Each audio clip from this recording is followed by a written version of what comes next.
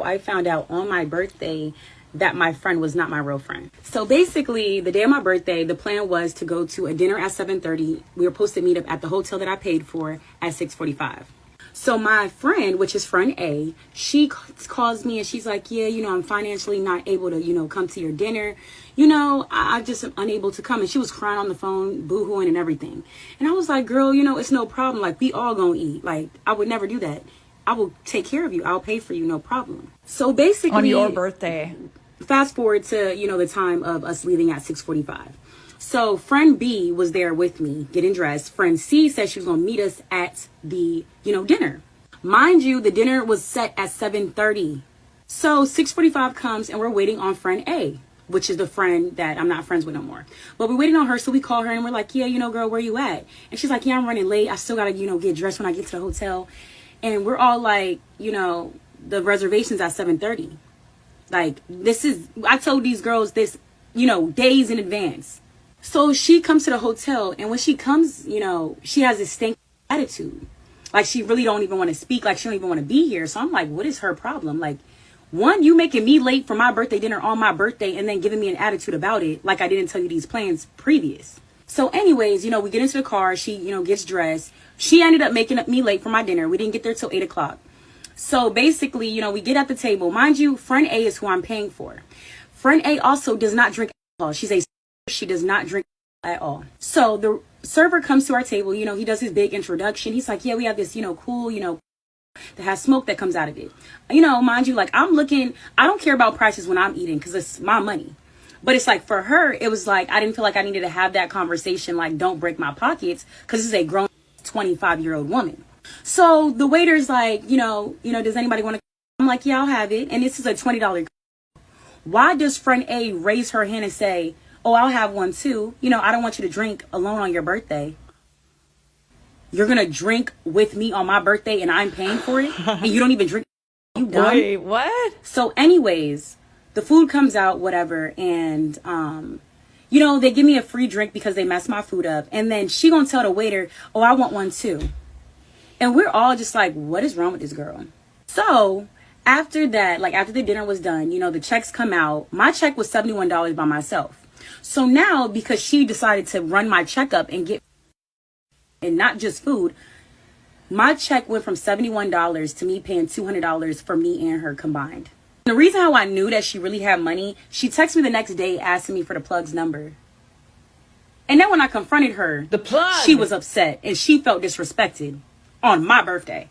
When I tried to confront her about all of these things, basically we get back to the hotel and it was snowing real bad. So one of my friends, she ended up going home and the other friend ended up going home. So I was left in the hotel with the friend A, who I didn't want to be in my space no more. So I really just got frustrated and I was like, irritated. And I just didn't want her to be around me, because when we got to the hotel, she just was like, a Jay's calling my name. A Jay's calling my name. Like, I gotta smoke. And I'm like, girl, you acting like you burnt out right now. Like, I'm trying to play drinking games and you worried about everything that you want to do. So when I confronted sis about it, she was like, well, I'm sorry you feel that way. I honestly feel disrespected and I look at you a different way now. Now, if 2 + 2 = 4, I don't understand why she would feel some type of way when she made me late for my birthday dinner, gave me attitude, ran up my check, and stayed in a luxury hotel on me. Everything was paid for by me, the birthday girl. And when I confronted her and I was telling her, like, you're just wrong. Like, and I was like, you're my sis. I love you. Like, I would never think for you to do this to me. This girl gonna say, you talking about you love me and you my sis, but I don't even got no sister. I said, oh, word? I said, you know what? You got me and you got my money, the little chump change that you really needed because you're so broke. You can go ahead and keep that. You got it. And I just told her, have a great life. And I left that hoe alone because I have already seen red flags about her and how she uses people. She is an opportunist. And one thing about me, I hate people like that. Me and too. I would never in my life, if I was on somebody's birthday, say like to my friend, like, I can't afford to pay, I'm going to get the cheapest. We was literally paying for water at this restaurant. The restaurant was so high class that they was escorting us to the bathroom. Sis, you didn't even have money to tip. So I had to tip like $70 for both of us. So it's just like, you feel some type of way? And she just was trying to just be the victim, and it wasn't going nowhere. And it was going to get to the point where I was either going to start getting disrespectful or just leave this hoe alone. And I decided to leave that hoe alone. Leave that broke hoe alone. As a grown woman about to be 26 and I'm 22, you need to do better. Period. That's what's up. I agree with you. It always sucks when you go over and above for friends and they still somehow find a way to disappoint you. You know what I'm saying? And that's our own fault. We people pleasers, we go over and above and then we get pissed off when that isn't returned. Universe has my back. At Chick-fil-A right now. Okay, first of all, tell me why I'm hanging out with my friend Dua and we were deciding between McDonald's or Chick-fil-A, and then she was like, let's just go to Chick-fil-A. We didn't even plan to come here. And let me just say, how do I even tell this? I have this friend, Mohammed. You guys might know him from my live streams because he always watches. But I was like, Mohammed, do you want to hang out? And he was like, let's hang out tomorrow. And tomorrow is today. We like full planned to hang out with me. And I was like, okay, let's hang out after 7 p.m. He was like, okay. He texted me at 7:15 and he's like, let's reschedule for tomorrow. And I was like, okay, but why? This man tells me that he has to pick up his brother at 7:45 from work. And I was like, okay, that's fine. So Mohammed couldn't hang out, so I just hung out with Dua instead. We come to the Chick-fil-A, guess who is sitting right there at the Chick-fil-A? Mohammed. Not even just Mohammed. Mohammed with 2 other friends. I'm like, what happened to the brother? This is why I need to leave my house more often so I can like catch people in the act. I didn't even try and I caught that man in the act lying. That was crazy. So I sent this like a video of them in 4K to the group chat because we're all friends. And they were like, oh my god, my Kim, you NPC, where'd you come from? Where did you come from? First of all, where did I come from? Where did you come from? Then one of our other friends called me. As soon as we came, they left. Like, they didn't open my Snapchat until they left. They didn't see you? But I don't want them to see me. So now I wonder what Mohammed's gonna say now. So, you can go ahead and cancel them plans tomorrow, Mohammed. I'm not coming. That is so bogus. Literally could just been like, oh, actually can't hang out. But the kicker is, our other friend exposed him more because I was like, did you guys plan to hang out today? He was like, no, Mohammed randomly called me and was like, meet me at Chick-fil-A right now, I'll pay for your food. Like, what the fuck? Like, there's no way that's real. I'm choosing the other guy over you. That is insane. The meal. Right. Mohammed, you better pay for my meal next time. Like, what the... So to everybody asking why I haven't hung out with Mohammed recently, he's fixed. That's it. Oh, you tell everybody everything. I just can't believe that we caught them in the act. Like, I wasn't thinking about it. Like, I didn't care. Okay, so for the record, Mohammed is fake. Mohammed, I'm looking at you, kid. He wanted to go to Chick-fil-A, just not with you. Mohammed, you got called out. The time when my best friends stole literally everything in my closet. Stole all my clothes. So my 4 best friends and I were having a sleepover, and basically they stole all of my clothes. I continued being friends with these girls, like, until high school. What? Like, some of them through high school. So it's a Saturday night, we're having a sleepover, this is 7th grade. My friends are like, oh, we're at my house, obviously. So my friends are like, oh, let's stay up all night, you know, it would be fun. And I'm like, okay, yeah, but me knowing me, like, I could never stay up all night. So I drank a soda, and I was, like, so sure of myself being able to, like, stay up all night, whatever. 11 o'clock rolls around, I start getting tired. I fall asleep, and I am woken up to hair gel all over me. My nana used to like knit me mittens and whatever. They took one of my nana's knitted mittens, they drenched that in my hair gel, like, you know that blue like hair gel that everyone used to scrunch their hair with? That hair gel, soaked it in it and then put it on my face. So I woke up and I was literally covered in freaking hair gel. So I'm like, F you, and I go and sleep with my mom. I wake up the next morning, and it's a Sunday, so my mom's like, go get ready for church, whatever. I go to get ready for church. Literally, my room is always a mess, but, like, it looked, like, a little clean, so I was like, oh, maybe they felt bad and, like, cleaned up my room for me, whatever. So I, like, go and, like, look through my drawers. They're all empty, like, they cleaned house.